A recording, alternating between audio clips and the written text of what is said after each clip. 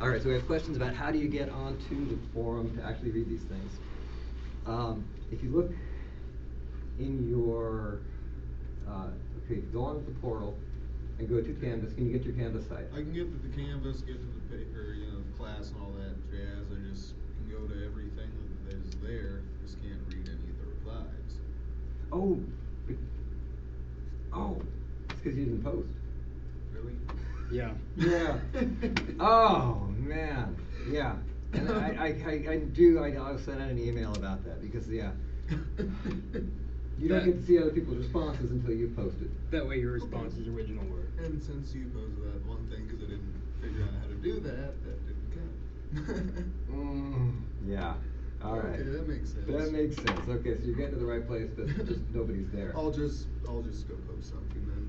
Yeah. In the science fiction team, they're all there, but they're invisible. Okay. And they don't become visible until you. Okay. All right. Well, there was a really lively discussion. Did you get to read much of them? Well, actually, finished mine just before class, so I didn't browse through too much of it. Okay. I did skim a few though. Okay. I am going to institute a new policy, and I'll send an email about this too, because I'm getting very few people responding early on.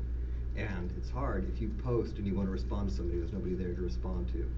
So I'm going to say the first 2 people who post, they are going to get credit for responses. In other words, if you're the first person on, you don't have to respond to other people. You get the points whether you come here or not.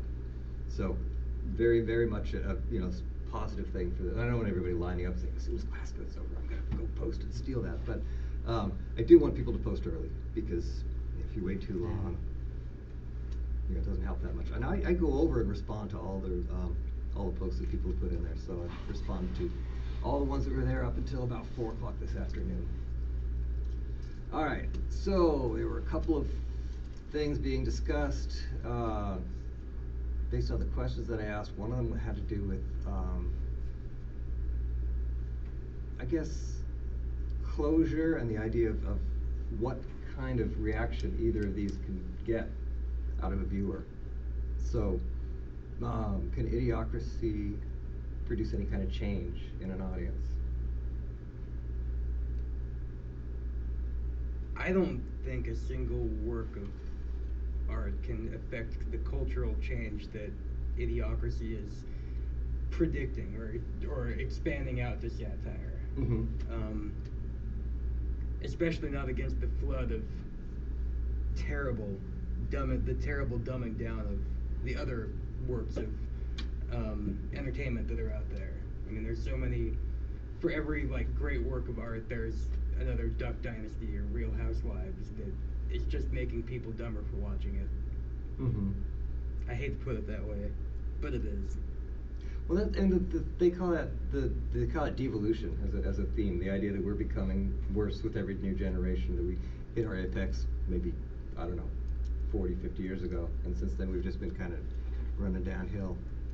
I'm trying to think if there's any other science fiction that's dealt with that, or fiction in general. You can always relate South Park to some of that. Yeah. Well, South Park, I think is witty because, and okay, I did want to bring up South Park because the thing that I think Idiocracy is able to do is the same thing that South Park tends to do, which is to get me to look at something critically, even if it's something that I agree with or something that I like. And I didn't think that Elysium was that effective in doing that. I can't see Elysium as having the power to get you to look at this and say, wow, I never saw it from that perspective before. That really means that I have to think about it. There's a lot of South Park episodes where I get to the end and I'm like, wow, that's a different way of looking at it. South Park prepares you to do that, though. At the end of every episode, it says, I learned something today. Yeah, yeah. I mean, it tells you what you learned. Yeah, and some of those are very, they're very carefully crafted and, The Beaverton Dam one, take responsibility for your own action. No, I broke the dam. Yeah. There's a good Simpsons episode that does that too. It's the one where Marge doesn't want. She's starting to get the violence taken out of Itchy and Scratchy, And she succeeds, and they dumb it down, and they make it all nice. They're giving each other lemonade and flowers. And then everybody says, "You've inspired us, Marge, and so we're going to change some more things as well." And so they go around censoring anything that they don't like. And the last straw is they're bringing Michelangelo's statue of David to town, and they get it censored because you could see his penis, and they don't think that that's acceptable. And Marge's last line is great. She says, "What I figured out from this is one person truly can make a difference, but in most cases they probably shouldn't." Yeah. But stuff like that, I think, you know, it gets you to really look at things in a different way. That's what I love about Vonnegut, because Vonnegut, he's very, very politically opinionated, but he puts stuff together in a way that makes you kind of go, well, you know, I don't know what to do with that. It's still challenging. I didn't think Elysium was challenging at all. It was really too heavy-handed with it. Like I said, it just looks so much like a propaganda film. It's so one-sided. I mean, Yeah. The bad guys are so one-dimensional. I mean, they made the military fellow Kruger. They just made him into a psychopath. He had no motivation to do what he did whatsoever. And whereas the Secretary of Defense and the President, they had a motivation. It was never stated. It wasn't even really implied. It was just that they were like straw men that were there just so they could put this argument up. Yeah. I didn't like how he didn't double tap Kruger right off the bat. Guy gets him knocked out, sword flung, and then goes to his buddy who just got stabbed through the chest. Guy's gonna die. You go and end it. But I mean, that would have made for a lame movie, I guess. Well, yeah, I mean, they work for pathos. You see the guy that you like, the nice ponytail and everything, just dying there. And, I feel for Julio.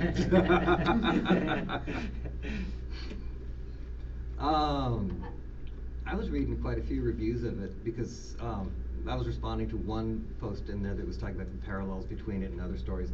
I think they were going pretty heavily for a lot of Christ-like imagery.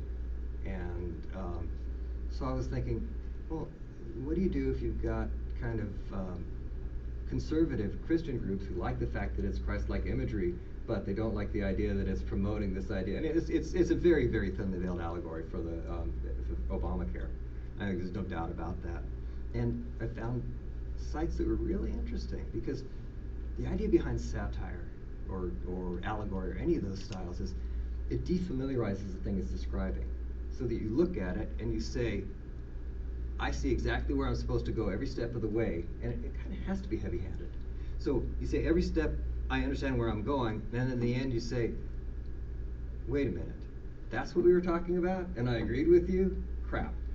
You know, and there was a little bit of that on some of these websites. There were people who were really, you know, they were, you know, you could see the kind of turmoil that was going on in their minds because they're like, well, I don't like Obamacare, but I also don't like the fact that this place, you know, this film, it described something where some people didn't have access to health care and other people did.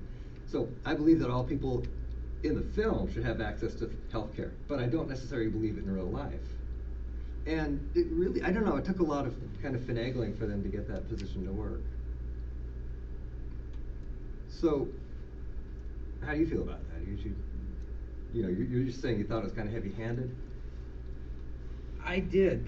The problem is that I agree with the Affordable Care Act. I just thought it was poor filmmaking because it was so heavy-handed.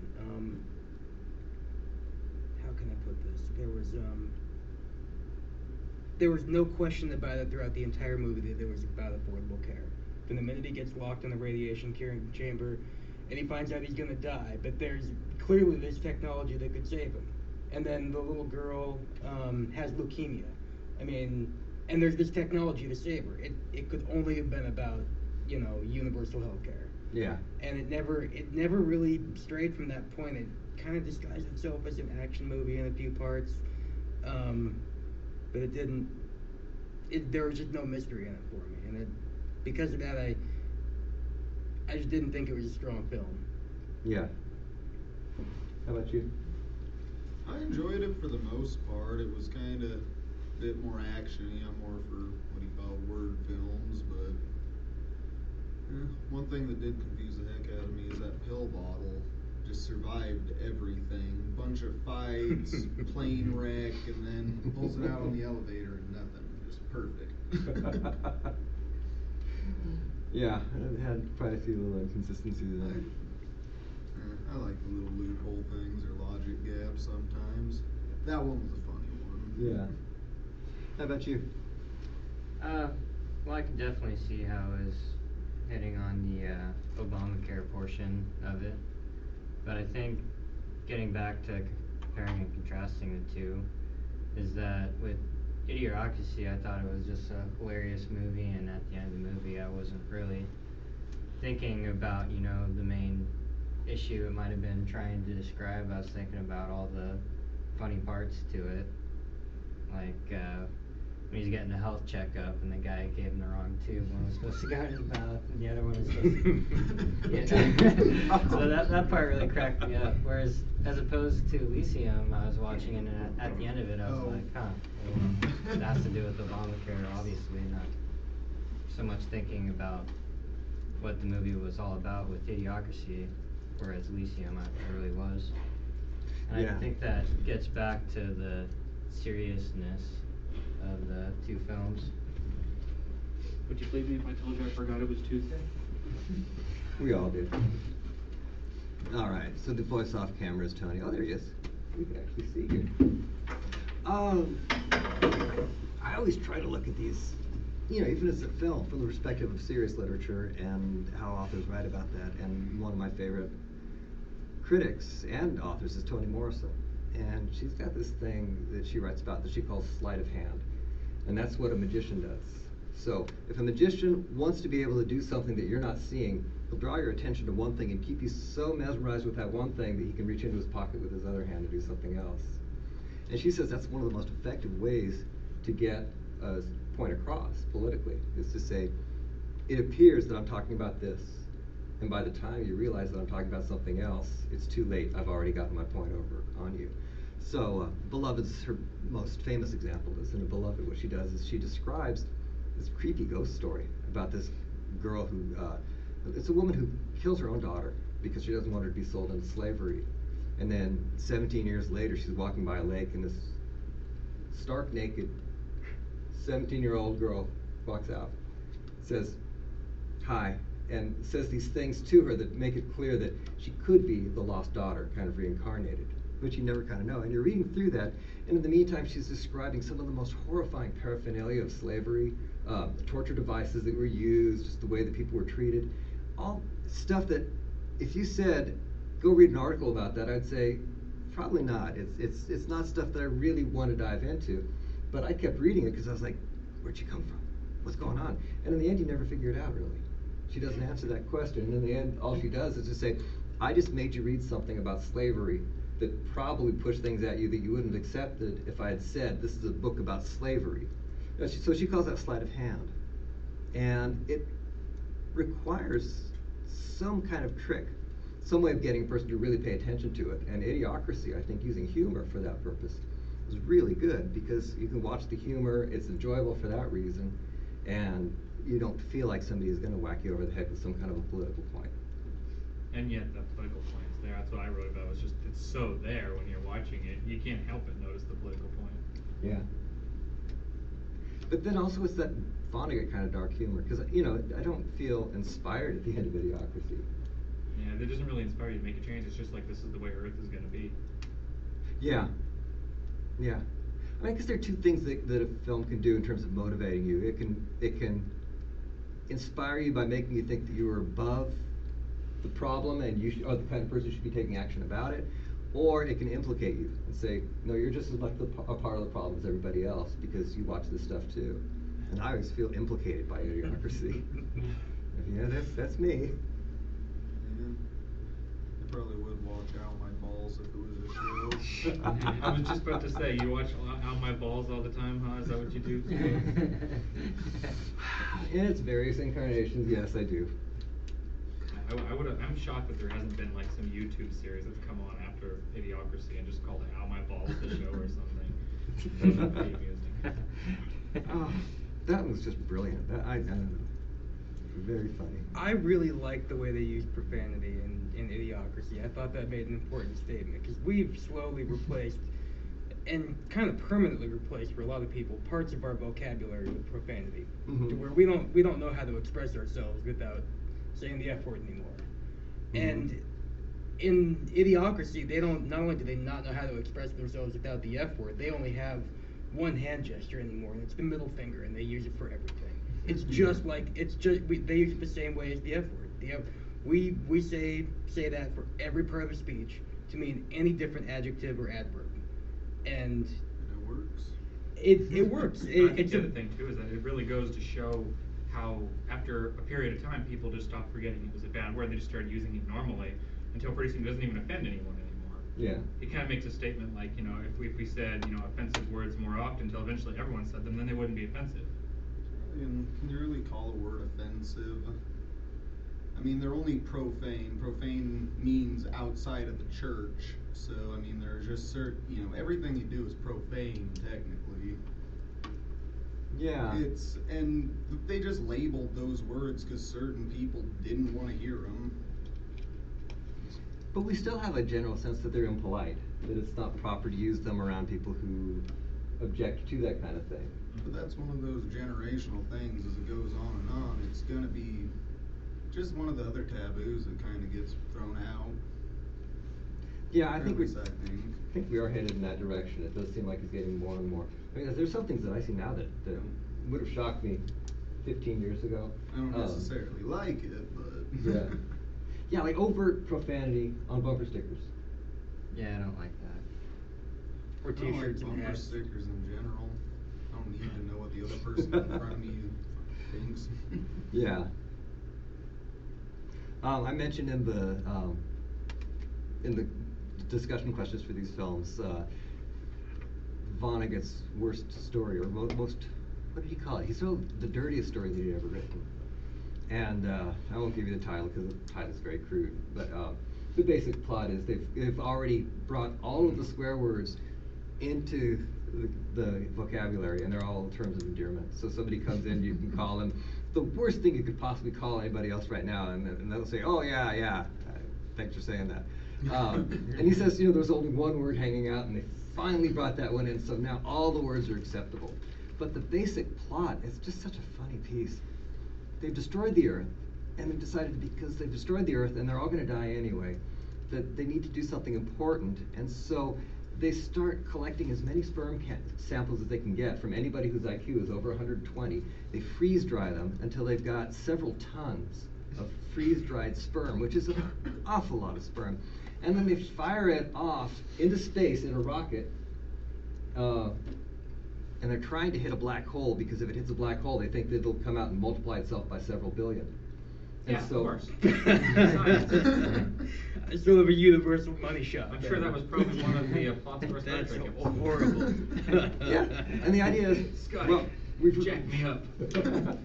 But yeah, we've ruined our world, so let's find some other worlds that we can destroy as well.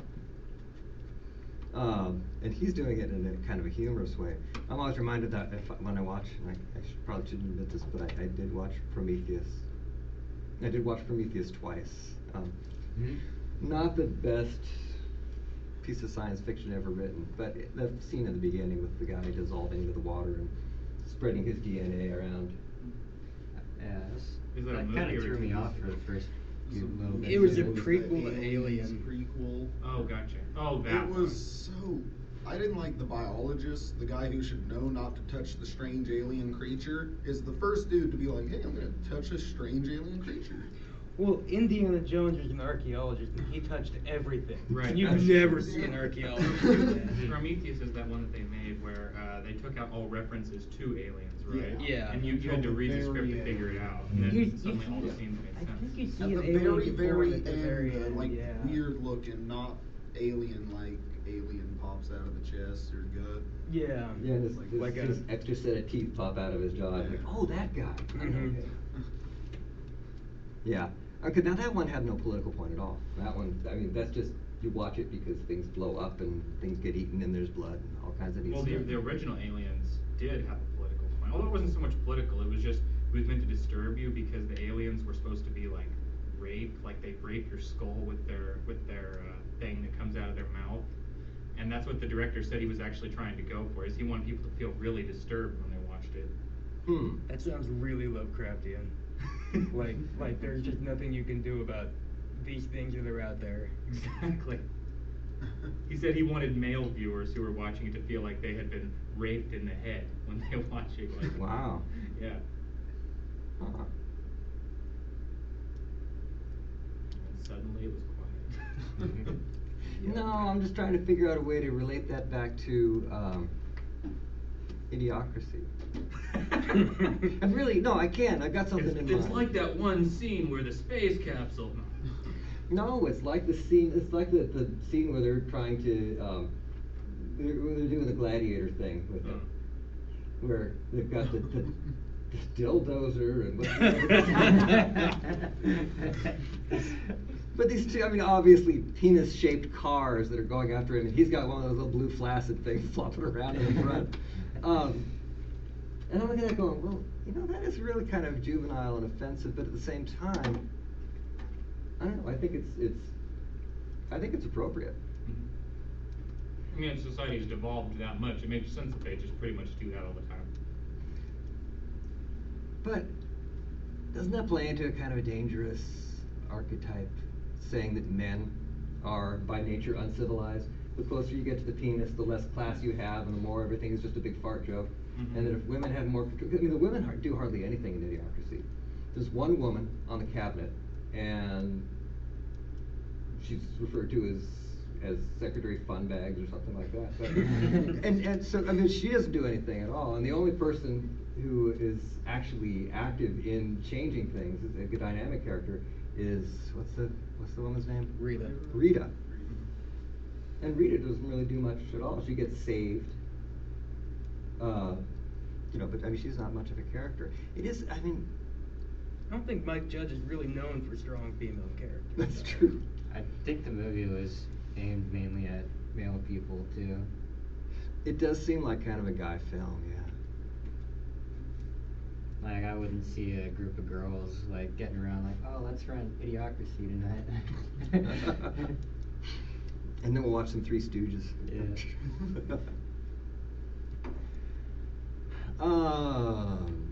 What else? What else stands out? The clothing in Idiocracy made a special point because it was so much like what you see, like the Affliction and Tap Out shirts that people wear nowadays. And it was just basically there to say that this is stupid. I mean, the President of the United States wore a shirt that said President of the United States down the sleeve, and a huge medallion that was a symbol of office, basically. Mm-hmm. And I mean, it just kind of threw all that stuff in there to show you that what you're doing is so dumb. Nobody, I don't think there was a suit and tie in there. The judge was wearing a judge's robe, as I recall, when he was on trial, I think. Yeah, I don't remember. Snuggie.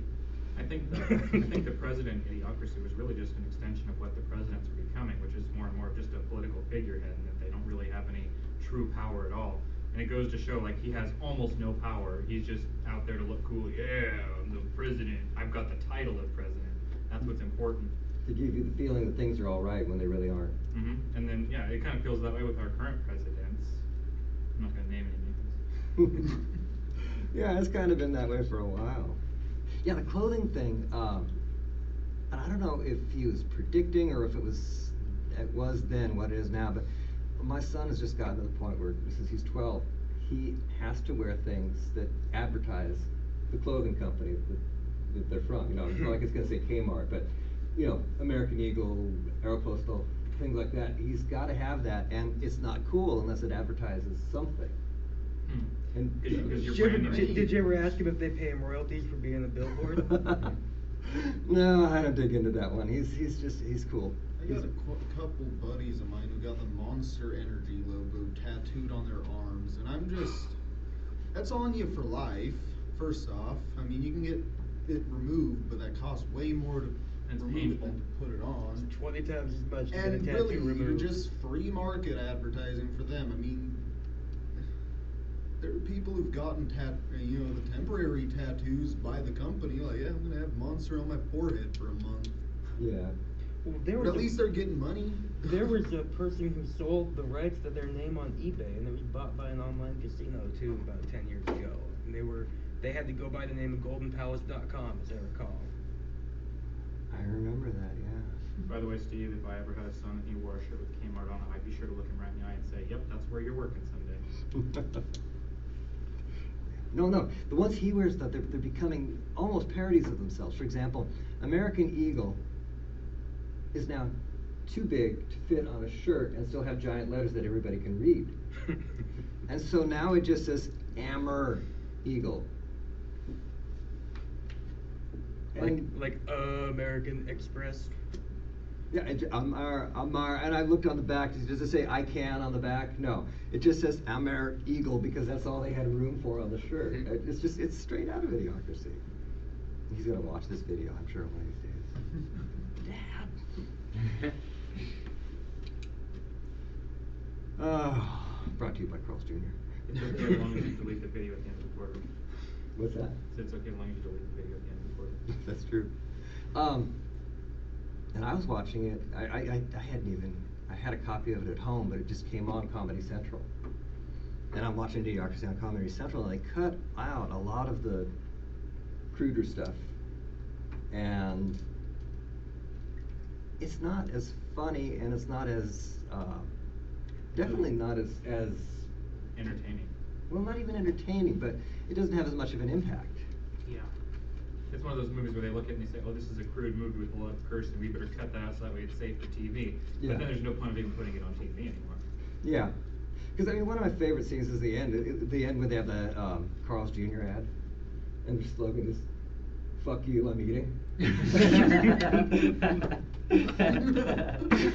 But that's taken straight from a Carl's Jr. ad, which says "Not now, I'm eating," and basically saying nothing you could possibly do right now could possibly be important because I'm eating my Carl's Jr. hamburger. And you know, it's almost like a direct translation of it.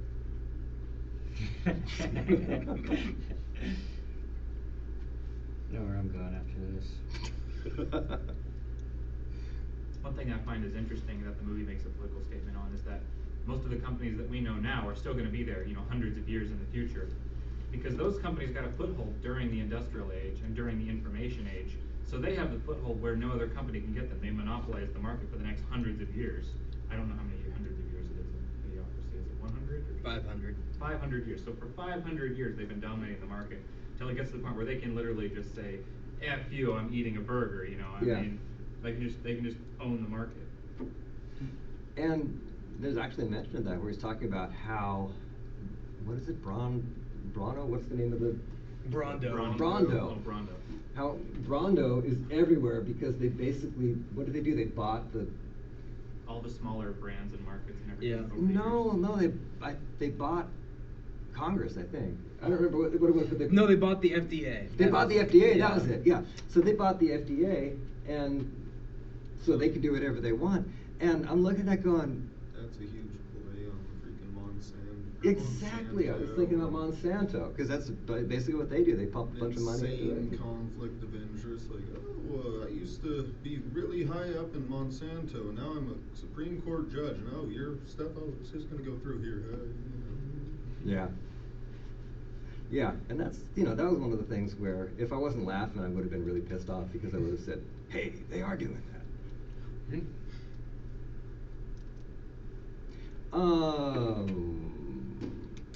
Okay, let's talk about analysis. Let's talk about what you would do if you're going to take one of these apart and write a paper about it.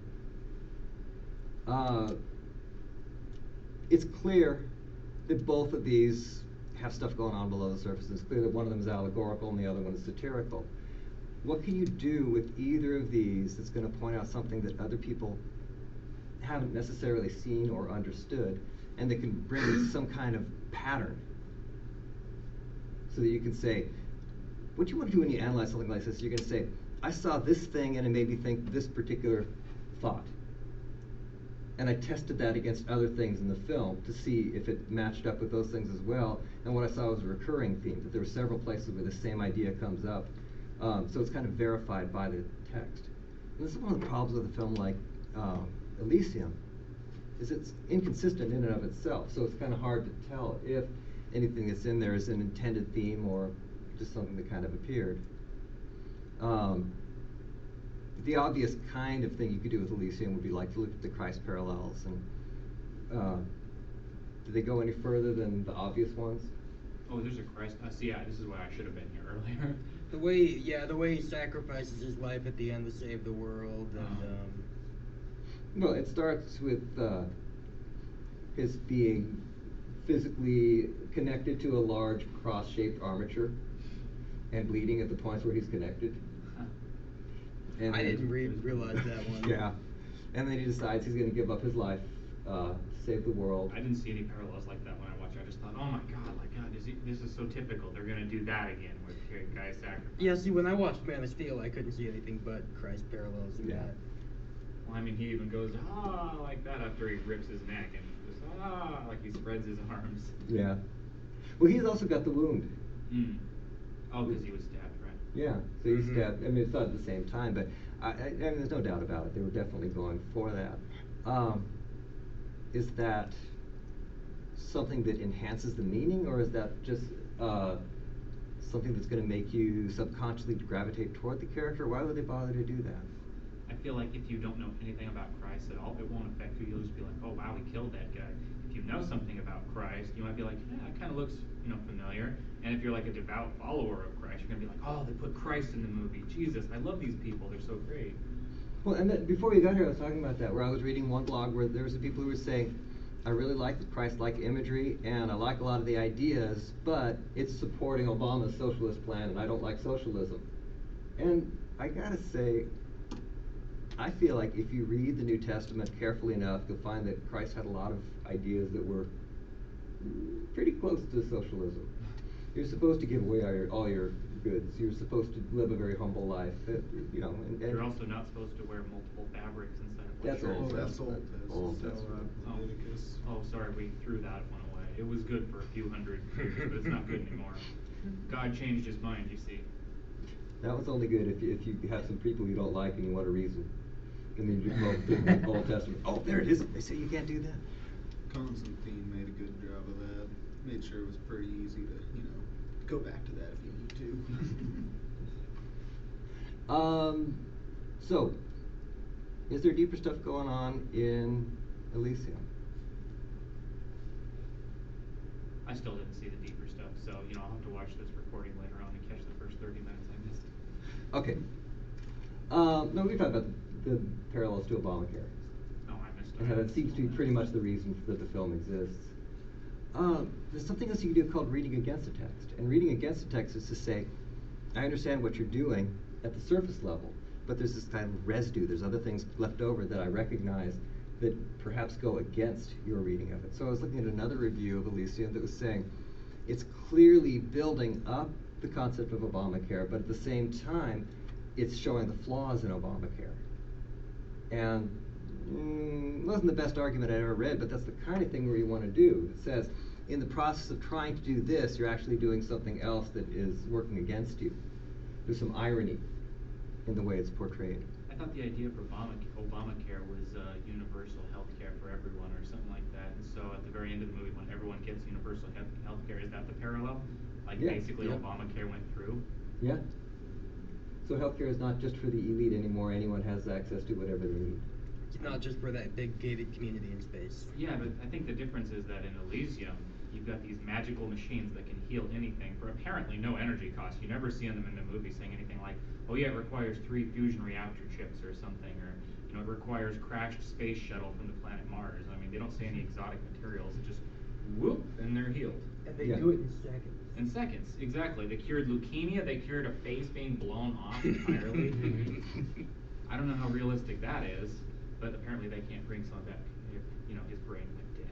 But they're fine with bringing back someone whose face was entirely blown off. So. Well, they did show 100% brain, Yeah. As long as the brain's still there, we can rebuild everything else.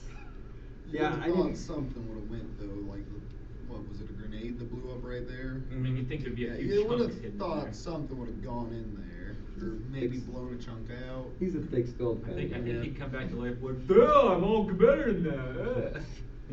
Well, you can look at things like that and be, like me, a person who gets no joy out of anything because I'm always nerdily picking away at it and saying, that wouldn't work. And that's not good. That's not a good form of analysis for writing an essay, because in the end, all you're saying is the thing wasn't very well thought out, and everybody's going to say, well, it's Elysium. Of course it wasn't very well thought out. But sometimes you can look at these things and say, if there's a problem, does that problem show difficulties with the mindset of the people who created it and what they're saying? Does it show fundamental misunderstandings of how things, could work in the future? Here's an example. I was reading one that says, where do those med beds come from? There are no manufacturing facilities in space. So clearly the med beds are being created on Earth someplace, as is everything else. So if all the manufacturing is still on Earth, like that robot plant, why aren't people able to access these, take them home a piece at a time, or just why don't the people, if there are med bed facilities around there, why didn't they just break into those and steal the med beds? So why didn't the people help themselves? Yeah. Instead of, relying on someone to ferry them out to outer space? But I mean, like, what if all of the med bays are already completed, and they're already all up in space, and there's no more being made? No technology is perfect, though. It would still have to have repair components, and it would need engineers up there or somebody who's capable of repairing. This is, though, a future where robots are well equipped and better fighting than humans. So, like, a robot comes up, he just punches you across the air. So, you assume that this facility would be, would be established with robots in mind. There'd be a bunch of robots guarding the perimeter, so you wouldn't be able to just walk in and use them or whatever. Yeah, and a lot of people complain about, how conclusive is the end, because all he's done is reboot the machine. But I think the idea is if he's rebooted the computer, he has control of all the robots. And if he has control of the robots, he has control over the production facilities and everything else. So it might make sense. I think at the end of the movie, it's basically saying the human race is enslaved to the machine, to the will of the machine, and whoever it is that controls the machine controls them. I still find it odd that some random guy who wasn't even the president of Elysium or whatever was able to hack into Elysium no problem and write some routine that rebooted it. You'd think the president at the top would have that ability. I think I should put this out there.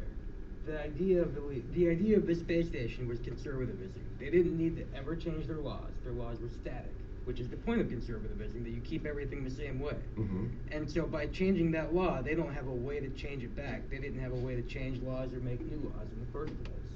I mean, that's kind of what it seemed like to me. They have a president, they have a Secretary of Defense, but there was no mention of any other type of government. I mean, they were just a couple of figureheads, basically, to drive the story further forward. Mm-hmm. But I think it was just the idea that they didn't need to change, and that they had a change forced on them, and that they wouldn't know what to do with it once it happened.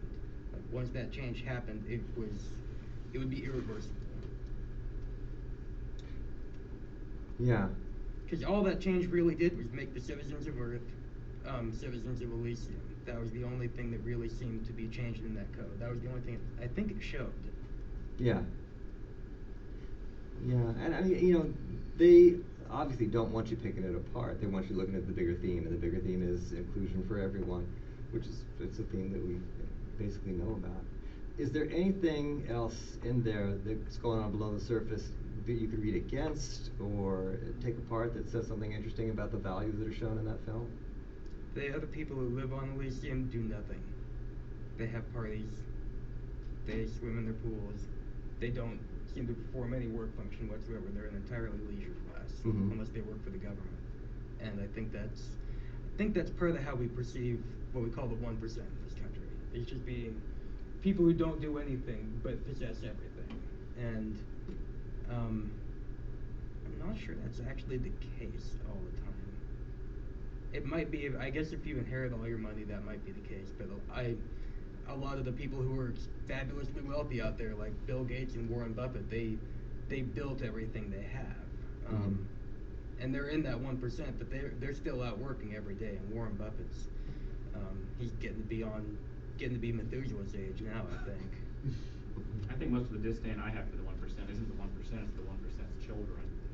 Because I feel like, the 1% busted their ass their whole life to, get to Microsoft levels of competence, and then their kids are just going to walk away with hundreds of millions of dollars and live the leisure life, and their kids' kids. And Jackie Chan, he owns like huge chunks of Hong Kong. He's very, very insanely wealthy other than movies, and he gets a lot of money from them too. Yeah. But he's given everything he has to charity because he said if his son can't earn his own money, he doesn't deserve mine. Wow. Bill Gates has given his kids like 0.001% each of what he has, and everything else is going to charity. So 'cause they roughly own the $40 million. company. They're going to be broke. They're going to be, oh yeah, they're going to have a huge chunk, and also the company. Mhm. But large chunks of them, I mean, those guys are generous as heck. Yeah. Now see, that's a very, very old archetype, and it's there in a lot of American writing, probably going back to the very beginnings of America, with the idea that we're mistrustful of class systems. And one of the true signs of the class system, at its peak, what's going on in a class system is somebody is important because of who they were born to and where they were born and at what time they were born. And it's not that they deserve it, it's just that they happen to be the kind of person who was there at the right time. And the British didn't have any problem with that back when they had a strong class system. In other countries that have class systems, they just accept it. They're just like, yeah, that's just fine. And America has continually rebelled against that. And so it's this just kind of archetypical plot that we have going over and over again in so many stories. I think I can't even imagine how many science fiction stories there must be to take that kind of plot about undeserving dilettantes, and then everybody else is working hard, but they can't do anything about it because of technology. Harlan Ellison has a story called A Boy and His Dog, and it's a post-Holocaust thing. Everybody who had any money at all went down into caverns, and they're living in what's basically a remake of 1950s America. And then everybody else is living up in this nuclear wasteland up on the surface. And what they figure out is everybody who's down and below the surface has gone sterile, so they need to go up and kidnap men and bring them down, and basically use them as sperm donors so they can continue to breed. But this Boy and His Dog must be from the 1960s, and I think even The Time Machine, Elo and the Morlocks is the same kind of thing, except it's reversed. I think Elysium's kind of the reverse of the Morlocks and the Eloys, because in that one, the Morlocks, the people down at the bottom, have the power, and then the people who are happy and running around all day long are the ones who get eaten. I hate to interrupt you. The computer didn't fall asleep, did it?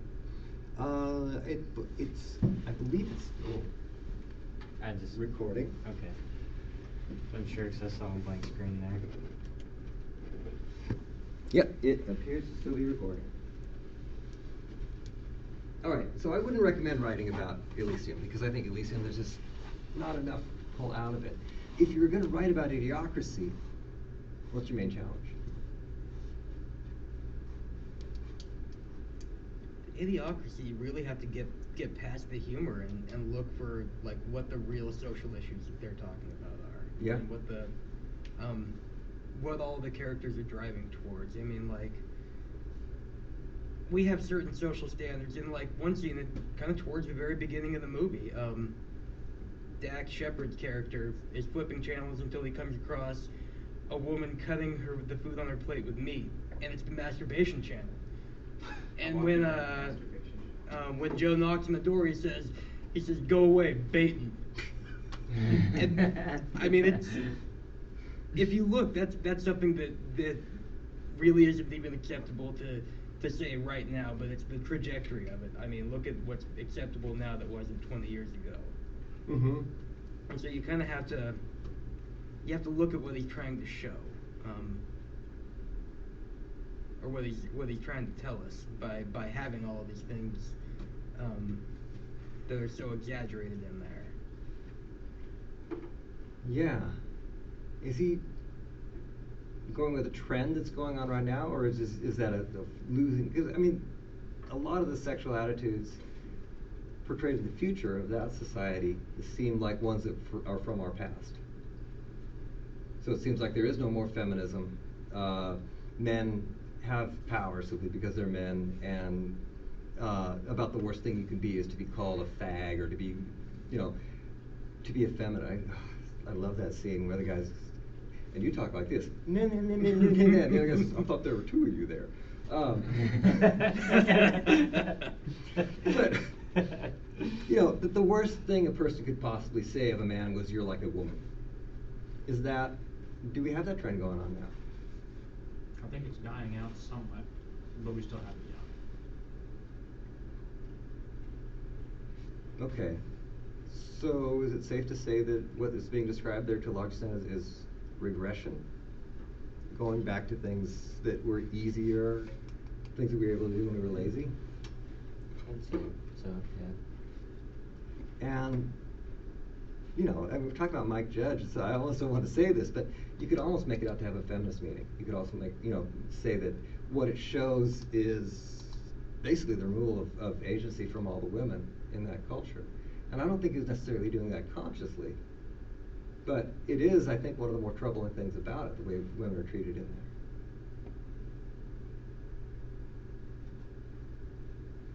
I'm trying to think of what else they did that had anything to do with women. And it's really, I mean, there's not much. Yeah, there were really only 2 female characters in the whole film, and the Secretary Funbags, I forget her name. She only had a few lines of dialogue. She didn't say much. She was pivotal in that argument where he was trying to convince them to quit watering the plants with Gatorade, and she just kept saying, "But it has the electrolytes that plants crave." Yeah. I don't think she was any less smart than any of the other characters. No, I think that she was wasn't. intentionally dumbed down. I think they were trying to show, like, this is how men treat women, and so this is how women become in the future. It's like men start turning into the male culture, and pretty soon we start treating women as dumb.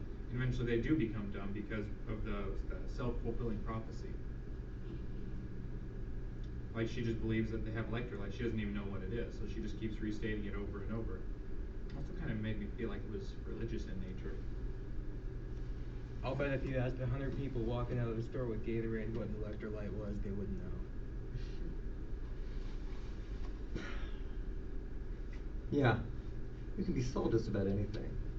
Yeah, consumerism played a big role in the movie. The advertising, the visuals in the advertisements were kind of pivotal because they just showed how, like you said, how unchallenged we have to be for this to occur. I mean, we just have to stop questioning anything. Yeah.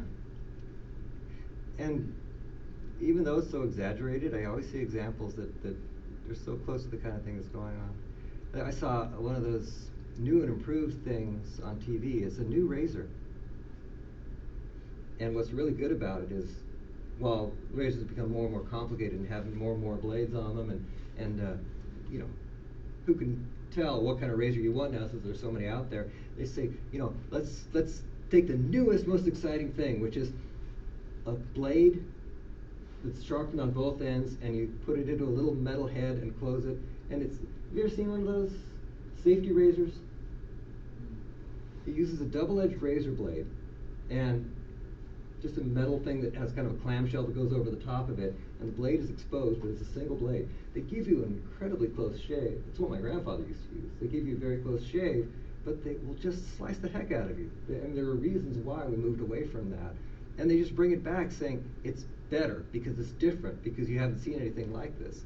You know, and Judge would probably have them bring back a straight razor and say that that's the next cool thing. But and then in 100 years, we're back to 3, 4, and 5 blades. Yeah, saying that it's not progress; it's just cycles of changing things so that people will buy them. I've seen ads for like Dollar Shave Club. I don't know if you guys have heard of it, but for like $1 a month, you can get a cheapo type razor, and they kind of rag on like the Gillette Fusion Power ones, like, oh, you don't need like a vibrator in your razor; it's not going to do anything. Like, But for your girlfriend. Yeah, I guess that's the only way to look at it, but that was kind of, I think, the point you're getting at there. Yeah, that we're almost completely gullible, that we can be convinced to do just about anything. And I made a comment on a couple of the things on the discussion board about this because I thought it was interesting. They're completely complicit in it. nobody is complaining. The only people who are going to complain are the people who come from the past and look at this and say, this is not what I'm used to. If it's what you're used to, you're not going to complain about it at all, even though it is just a horrible system. And, you know, I mean, that's just seen in so many ways. Now, what's the guy, the lawyer? Quote unquote lawyer. Frito. Frito. When they get out of Frito's car and then the cops start shooting it and burning it, and he's going, yeah, yeah, but that's your card. Oh, yeah, yeah. I mean, he's, you know, perfectly indicative of what people were like, you know, in that He got society. his degree at Costco. What's that? He got his degree at Costco. Yeah. Welcome to Costco. I love you. Oh, yeah. Oh, that was great. What else? Anything else worth digging out of this one? I really don't intend for people to write about the films, at least not these first films. The other films, I think, are just much better in terms of allegory. I hadn't realized that District 9 was done by the same guy Yeah. who did Elysium. Oh, really? It made a much stronger political message than Elysium 2. That one I just, enjoyed that was that so one. obvious it was about political aliens in the country and, you know, illegal Mexicans, that it was like slapping you in the face with it. Yeah, District 9 I think it's very obvious. I mean, there's no mystery about it at all, but I think it handles something more subtly. And it treated the aliens like human, and by having the character Vicus go from one side to the other, it really did a better job of showing both sides.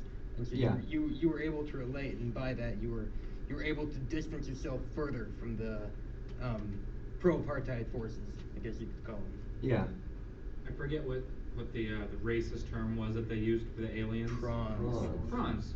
And like that word is not at all Prawns. offensive, and yet when you hear it used in the film, you're like, yeah, those prawns. You see them like all mucking around, just like a prawn would do. Yeah. Yeah, that's an old tradition that goes back to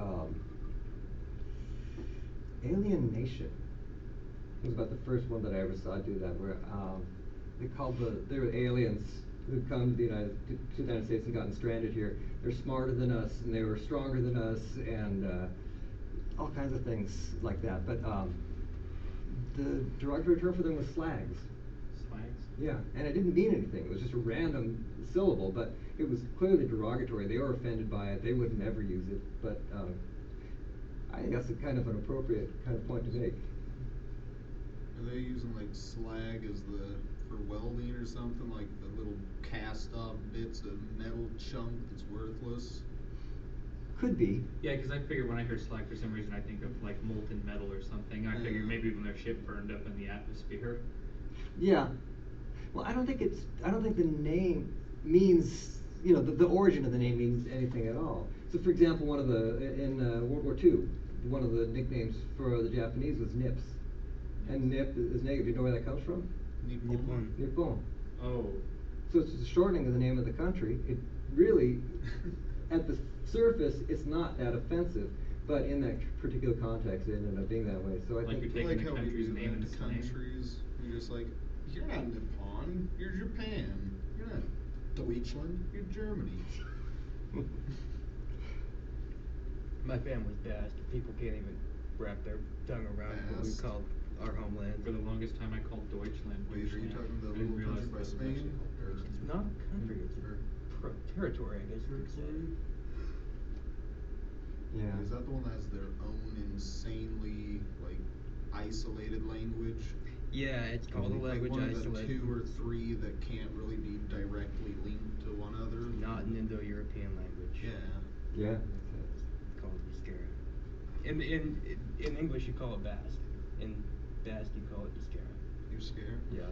It's like Wow. in English you call it Persian, but in Persian you call it Farsi. So Hmm. and it's perfectly acceptable to use the word French. We don't have to say Francais. Yeah. All right. I think we've exhausted the discussion of these films. All right. So, Red Card and what's the other one? Popsicle. Popsicle. I read both of those. Yeah. similar in a lot of ways. I was lucky because 3 of the 6 stories were ones I already read, and they were the top 3, so I was like, yeah, I don't have to do any reading. Red Card. What was the other one? Hop Squad. Hop Squad. Seriously, you won't regret reading either of those. They're both excellent stories. I hadn't read them before, but I read through them, and the quizzes are already up. So if you've read them, you can go in and take quizzes on them. But it's one shot at the quiz. Is it 2 this first week, 2 the next week, 2 the next week, or? how do the I think quizzes it's work? 2 this week, and then we move into Oryx and Crake. Right, 2 this week in Oryx and Crake. So I would get started on Oryx and Crake pretty The soon. first chapter of that, and it was weird, but I enjoyed it a lot. It starts slow. Yeah, it takes a long time to get into the feel because the narrator, Snowman, is. It took me a little He's bit to very figure out strange. the character relationships until after a little bit, but. that's Yeah. just me. He's just talked to the little kids is all he's done so Like, far. with the- I read the first chapter, and then I read the back of the book, which I should have done first, Mhm. and it made a little bit more sense that way. Well, I don't think she wants it to make sense at the beginning. So what you've got is this guy who you know is stranded here, and you know he's the last of his kind, and you know there are other people there, but somehow he doesn't see them as people like him, and it's not explained why. And she wants that to be just kind of hanging there as a mystery until you get to the point where you can figure out the whole background. And it's really, I mean, it's got flashbacks and little retrospective chapters that will explain things. So, muddle your way through it. It's not intended to make sense at all times, and anything that's confusing, that's part of the defamiliarization aspect of it, where she doesn't want you to be able to make sense out of it until you've got enough pieces, so that when you do bring it all together, you bring it together in the way that she wants you to see it, not in your preconditioned way to see it. That makes sense. What's the story about? It's It's about people. It's literature. It's character driven. It's a post-apocalyptic novel, and the dominant technology that's being discussed is genetic engineering. And there's mention of an apocalypse, but you don't find out what the apocalypse is until about 3/4 of the way through the story. And yeah, it's pretty creepy in terms of how apocalypses go. But most of it is based around, I mean, from the very beginning that it's about the idea of genetic engineering, and you get mention of animals that don't really exist, that are crosses Pigeons between. and wolbats or whatever. Yeah. Wolvogs. Yeah, wolvogs. Sounds interesting. Yeah, and Well, they're used, I don't wanna spoil it. Never mind. It's in the first chapter. Yeah. what about them? They're used to help out the humans, like the Pigons or whatever, right? Yeah, wolvogs are kind of the opposite of a lot of the dogs that we breed now. A lot of people breed dogs so that they'll look really mean, and they may be really nice, but they look mean. So if you've got a pit bull, it could be just the dumbest, happiest, friendliest dog in the world. People are going to look at it and they're going to say, I'm not going near that guy. And wolvogs are bred to look as cute as can be and to be absolutely vicious and wolf-like on the inside. And Terriers. yeah. Chihuahuas that can back it up, they're cute, but they're deadly, and they were military technology. They released them in a country, and people would pick them up. I was pick 'em thinking up, about a stuff like game that. I play. I can't remember what the title of it is, but there's like these cute little furry little buff balls you can pet and make friends with, but their mouth like suddenly enlarges this big and can swallow a manhole. It's got like gigantic crocodile teeth. Woodland creatures. Like the bunny in Monty Python and the Holy Grail. But yeah, so Oryx and Crake, it takes a while to get into it, but once you do, it goes pretty fast. I found that once I was into the 5th or 6th chapter, I just kept going. It got more and more interesting, trying to figure things out. And the relationships are interesting too. So yeah, try to get ahead on that one. Next week, I'm not sure what I'm going to do about this. I've got you set up for writing your first paragraph for the essay for next week, and I think it's a little early to be doing that because we don't really have enough material. So I think I'm going to kick some things back a week. Maybe. I kind of feel like there's a lot of reading in this class, like a lot of reading. I mean, we're talking about 300, 400 page books we have to read all the way through, write synopsis about, and there's like 6 of them. And then there's also all the anthologies, and then there's the movies. So it just feels like there's a lot of material to cover, whereas I feel like we could have the material and talk about that a little bit longer and maybe Well, do something like that. put it this way, the movies are there as a break. So if you're gonna skimp anywhere, skimp on the movies. Mm. Because they're fun to look at, but most people aren't gonna write about them. And they're just there to give you a little time off to say, this week I don't have to read anything for the class, so I can get a head start on whatever novel I'm reading. Oh, shoot. So, yeah, don't worry if you don't get to see both of the movies, or if you are doing something else while you're watching them and not taking notes like I do when I'm watching them. Wait, what are the next movies? Are there two more after Elysium and Idiocracy, or? Yeah, that is- Rollerball and District 9. Yeah, Rollerball District 9. And then I've it's seen that Class one. I've seen Choice. District 9 though, so that's good. Yeah. We only have to watch one! And we do have to think about class choice. Mm. And I've had several suggestions made, but I'll put out an email about it. I'll get a box together where you For a can class separate them. movie, Get another survey going? Yeah, get another survey going. We'll have people suggest them. I'll put them up on a survey and you vote. Because, people always have their favorite films, and it doesn't mean that other people are going to like it. I don't know why you're an English professor. You like doing the math for the grades so much, and I don't know why Salah Abed is, I don't know why he's a math professor. He talks about English so much. You should swap for a month. They overlap a lot. No, they don't overlap at all. All right. I guess that's it. Thanks for coming. Finally. I mean,